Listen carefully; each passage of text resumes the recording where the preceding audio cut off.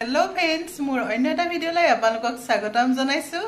আজি আপোনালোকক এবিধ সবজি বনাও দেখাব লাইছো পাপৰ আৰু আলুৰ সবজি। ঘৰত যেতিয়া কেতিয়াবা সবজি নাথাকে পাপৰটোন সকলোৰে ঘৰত থাকে আৰু সেই পাপৰে আপোনালোকে কেনেকৈ এবিধ সবজি অলপ কম সময়তে বনাই খাব পাৰিব।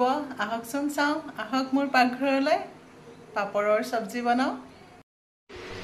কেৰাহী এটা লৈছো, তাতে ৰিফাইন তেল অলপ দি এখন এখনকে পাপৰখিনি প্ৰথমতে ভাজি লম।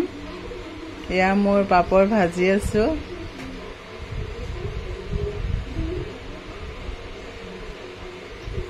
এটা আলু লৈছো আৰু অলপমান পিঁয়াজ ৰুকি লৈছো ৰুকনিত। তেতিয়া সবজিটো অলপ ডাঠ টাইপৰ হয় ৰুকনিত ৰুকি ললে। আৰু তেলত প্ৰথমতে পিঁয়াজখিনি দি আলুখিনি দি লৈছো। প্ৰথমতে অলপমান নিমখ দিছো আৰু অলপ হালধি দিছো। তাৰ পিছত জ্বলা হ'বলৈ জলকীয়া পাউডাৰ আৰু অলপমান জিৰা পাউডাৰ। এতিয়া পিচি থৈ দিয়া নহৰু আদা আৰু জালুকৰ পেষ্টটো দি গোটেইখিনি একেলগে লৰাই দিছো।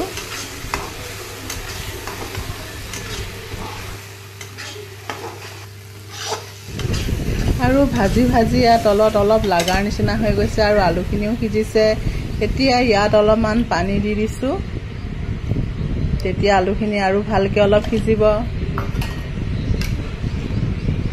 এতিয়া গোটেইখিনি ধুনীয়াকৈ লৰাই অলপ সময়ৰ কাৰণে ঢাকি থৈ দিম।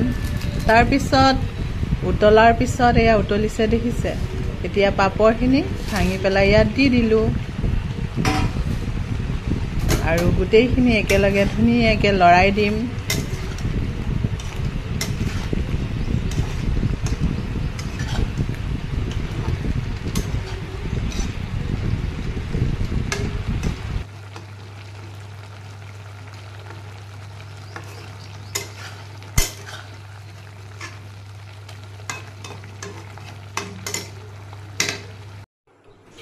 এয়া মোৰ পাপৰৰ সবজি ৰেডি হৈ গ'ল।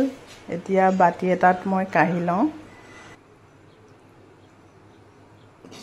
মোৰ পাপৰৰ সবজি ৰেডি হৈ গ'ল।